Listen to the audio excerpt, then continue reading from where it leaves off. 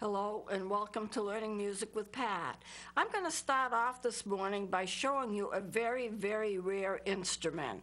And I've been bringing in rare instruments from time to time because I have quite a number of them, and I've shown you quite a number of them, but I have a few more to go before I complete what I'm going to be able to show you in terms of rare instruments. This happens to be, and I'm going to hold it up so that it's easily seen. It's quite large. It's also reasonably heavy, although it's just kind of hard to handle because it does weigh a lot. It's called an Ormiston Irish flute.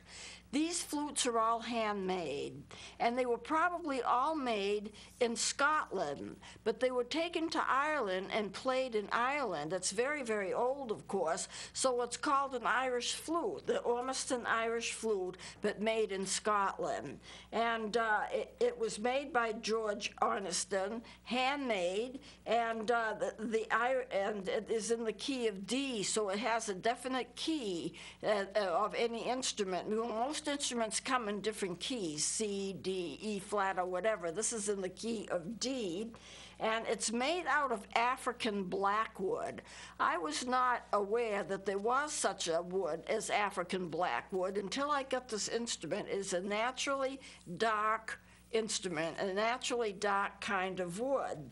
The tuning slide is in the head joint. Now I'm going to pull this out a little. It's not in the greatest of shape, so I don't want to pull it out much, but this would be the head joint. And this would be the main body of, this would be kind of like the neck. This would be the main body of the instrument, and this would be the foot joint. So if I move the head joint and just open it up a little, I hope you'll be able to see. I don't want to move it much because it's not in the greatest of shape, but there is metal here. It's not like cork. It's not like regular wood. It's metal, and that is a part of the tuning instrument, the tuning mechanism of that instrument. So there it is, and as I said, I could pull it out more maybe, but I don't want to do any damage to the instrument. It has some problems anyway, so that it's not playable. But you can see that. That's a very good shot of it. The metal part of it is part of a tuning mechanism that was built in the inside of the instrument rather than on the outside of the instrument. That also makes it unusual. So I'll put it back here. I also call it a fife because if you look at the mouthpiece, if you can see it, it's like a hole. You can see that little black hole. That's the mouthpiece. Now, fifes have a little hole, perfectly circular hole for the mouthpieces. And to show you that, just to give you an example, here's a fife. This one was made in Massachusetts, and you can see there is a hole in the top. That's a perfectly round hole. There's nothing that builds that hole up. There's nothing around it that builds the area up. That's what a fife is. And here we have something that looks a little more like a flute, but it's still basically a hole, and that's the mouthpiece of the instrument. I brought this in because it is built up a little bit, and that's just the design of the instrument. It may be too thin for you to be able to see it, but it is built up a little bit around that hole to make it look a little bit like a flute. Let me see if I can rotate this here so you can see it. It actually plays fairly well, and it's made to look like a flute, but it is actually a fife. That's the difference. I have a number of these fifes, so you could say that this was a fife. This instrument was a fife, but we are when I've got it, it was always called a flute, Ormiston handmade flute. Now, it has the keys made out of sterling silver. And the end cap here is made out of silver. I've never polished this instrument, but it could be polished. So sterling silver on the keys, of which there are about 8 keys. I'm going to turn it toward the front, and like many of the recorder and recorder-like instruments, it has tone holes where you put your fingers, but it also has keys. Let me lift this up a little. You can see that I'm using one of them now. It's not working quite right. The spring's not right. So this instrument can't be played. It needs too much repair. But you have that combination of the tone holes and the keys. Very, very unusual instrument. Now, some of these instruments were made and they didn't have any keys at all. They were all holes, more like a recorder-like instrument would be. No keys at all. But others of them had about 8 keys, anywhere up to 8 keys. And this one has 8 keys, or thereabouts. You know, here's a little key right here. And then you have a little side key right here. That one works. And then you have another key right here. They're oddly spaced. There are no rods between them. In most instruments where you have the keys, you sometimes have rods connecting the keys. So if you press one key down, 2 or 3 of the pads will open. That's not the case with this. Another key, and you have 3 on the bottom. 1, 2, 3. There are approximately 8 keys on this. This is considered to be a very, very rare instrument. And I don't know of anyone else that has one. I saw an advertisement for it, and I thought, boy, that's unusual. I think I'll buy it. So I ordered it, and I bought it. But it is rare, not playable, but actually a very valuable instrument. If it were fixed and it was in a playing condition, it would be worth over $4,000. I don't know how much it would, in this condition, how much it would be worth, but you can't play it because it needs repair. So there it is, the Orniston handmade flute, Irish flute, fairly large. I didn't measure it, but it's fairly large and fairly heavy, and it's handmade of the African blackwood wood. This is what it is like. So anyway, I'll let that go. I think it's interesting. I like to bring in the rare ones because you seldom get a chance to see anything like that.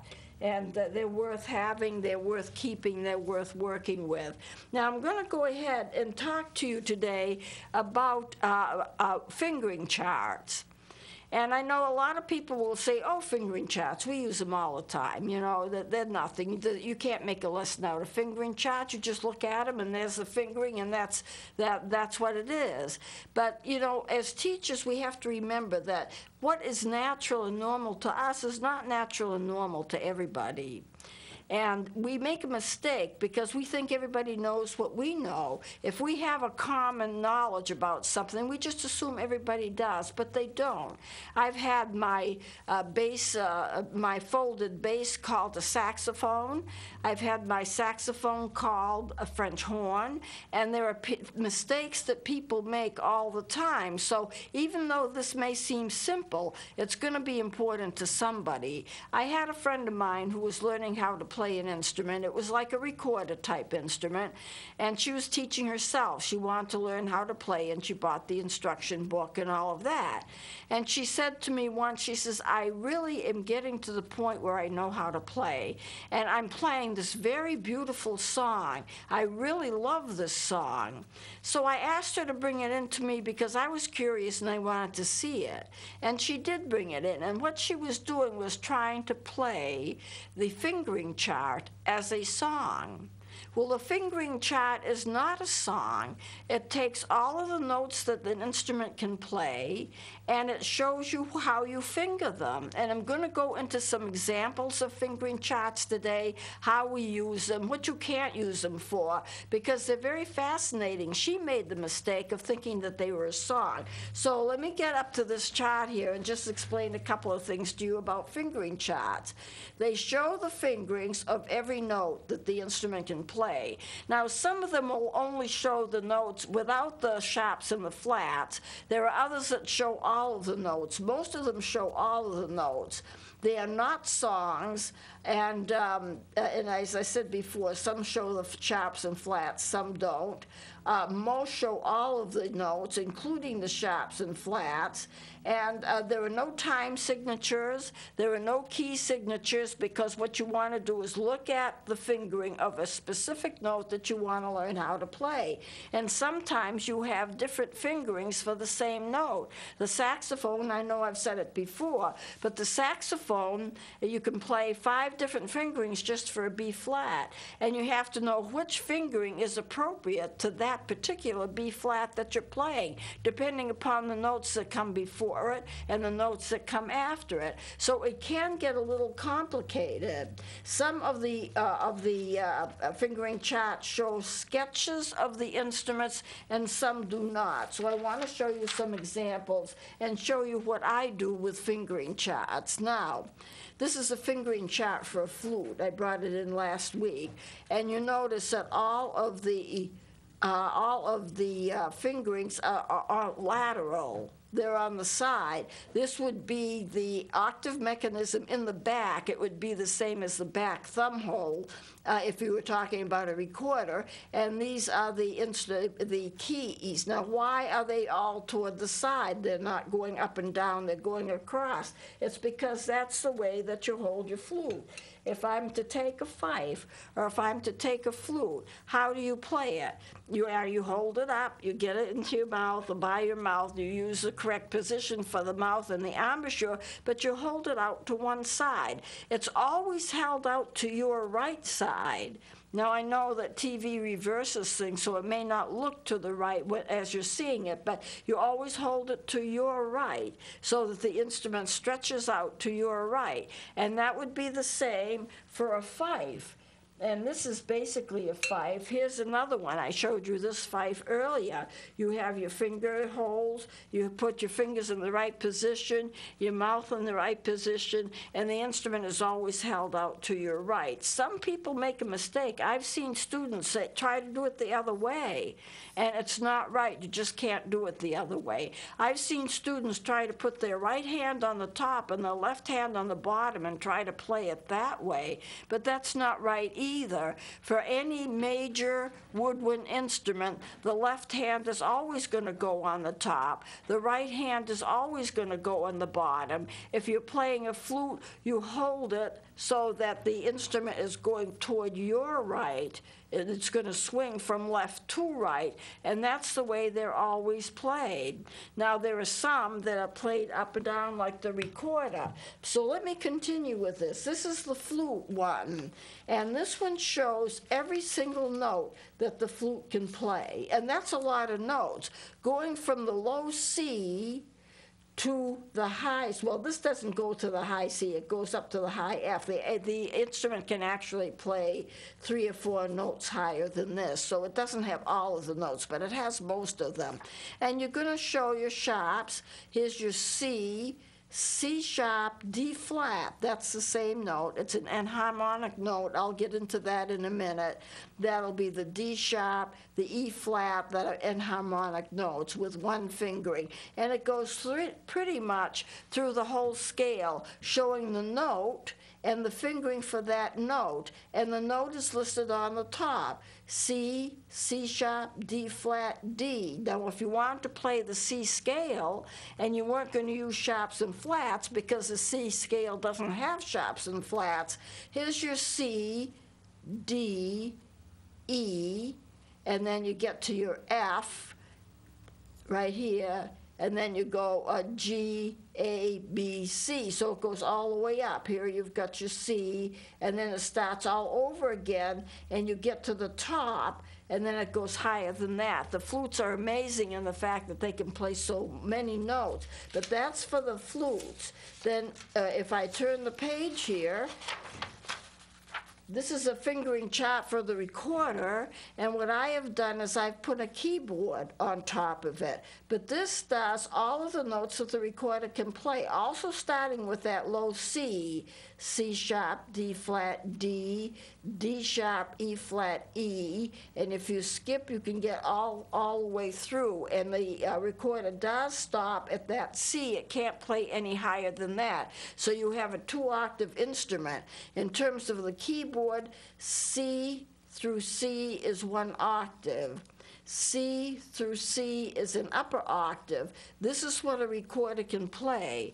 Now, a flute can play an octave higher than that, and then a piano can go an octave higher than that. So this is it. And I always do like to put a keyboard in. Some of these notes are enharmonic notes. Like, for example, this F right here could be an E sharp. You know, this A could be, say, let's say we're talking about the B flat. This B flat, these are your sharps and your flats on the black notes above. An A sharp would be this note. A B flat would be this note. It's the same note.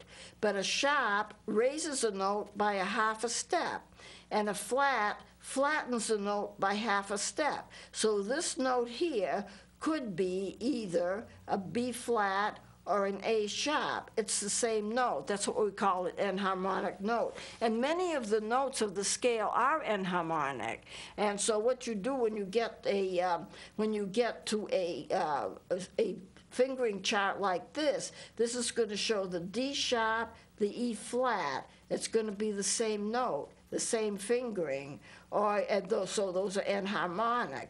And you can have the G sharp, the A flat, same note. Here's your G sharp right here. Here's your A flat right here, same note. But those are all shown on the fingering chart. And it's not a song, it's an actual fingering chart. No key signatures. No time signatures. This one does have a C on it, but that's rare. Most of them don't have it at all. This is a sopranino fingering chart. There was no picture with it, and that's going to be hard to read. Some of them are going to be hard to read, and some of them are going to be easy to read. But you have your notes right here, and then you look down the column, and you have the way that you finger the notes. I would like to do it in a much easier way, because I think much easier ways are obviously better for the student. But that is a fingering chart. Some of them are very complicated, and some of them are very easy. Now, this is a flute. And the picture of the flute is not a fingering chart, but what it does do is take the flute and it draws it out very nicely, and wherever you have one of these circles is where you put one of your fingers, and you would have a teacher show you exactly what that meant and how that works, but you could kind of learn it on your own. And so that would be kind of a fingering chart, not for the notes, but just how to hold the flute. The flute is a little bit difficult to catch on to. This is a clarinet, and what it shows is the body of the instrument. This is the fingering chart for a clarinet. Now, what's interesting is that all of these keys are numbered.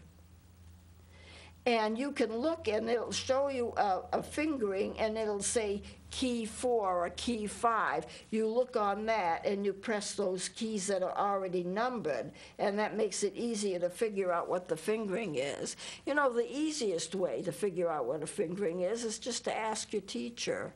Here's an A flat, I don't know how to play it. Oh, I'll show you. That's the best fingering chart of all. But these charts do come in the books, and some of the drawings are actually very nice drawings. Let me go to the saxophone. Here's the saxophone. This man is playing, or whoever it is playing an F sharp. And the F sharp is this key right here. He's got like a G on the front face, B, A, G, and then on the bottom, he's got that one finger, and I know what it is, it's an F sharp. And what's good about this is that you have the whole part of the body of the instrument sketched out. Here's your staff. Your F sharp is right here. That's what appears on the staff. This is, and it labels it as an F sharp, and here's a picture of how to play it. I like to have fingering charts do that, but you can't make a whole fingering chart in the back of a book with it because it would be several pages long. They usually make fingering charts 1 or 2 pages long. But as you're learning the various note, it actually does picture it. Now, another thing I want to mention here, and here's the same picture of the fingering chart for the saxophone. When you learn to play something, you play one note at a time. Here's your F sharp. Here's your F sharp. You repeat that note over and over again. Then you combine it with other notes. This goes from a C to an F sharp, to a G, to a B, to a D, and then back to the F sharp. If you look at these songs, the F sharp is featured. G, G, G, A, F sharp, G. It's a folk song. I know what it is. I recognize it now as I look at it. And so every so often, another F sharp. You learn to play a little song, and the F sharp is in that song, and you've already learned how to play it. That's the way you learn. It's repetition, repetition, repetition. Now, I'm going to close it. I can't finish it. We don't have enough time. I'm going to continue with this next time. Let me just show one more. Here's from the same book, a beautiful sketch of the saxophone. You don't get the neck piece, but you don't need the neck piece. All you have to do is know where these fingers are. It shows where your left hand goes. It shows where your right hand goes. It numbers some of the keys, but I consider this is going to be pretty hard to read. I would do it in a different kind of way, but it is an accurate chart, and if you learn to read it, you can find out where to, how to do your fingers and so forth. Now, I'm going to close it here because we're running out of time. So next segment, I'm going to continue with this and talk about fingering charts and how you use them and what they are. So we'll continue with it next time. Please join me then.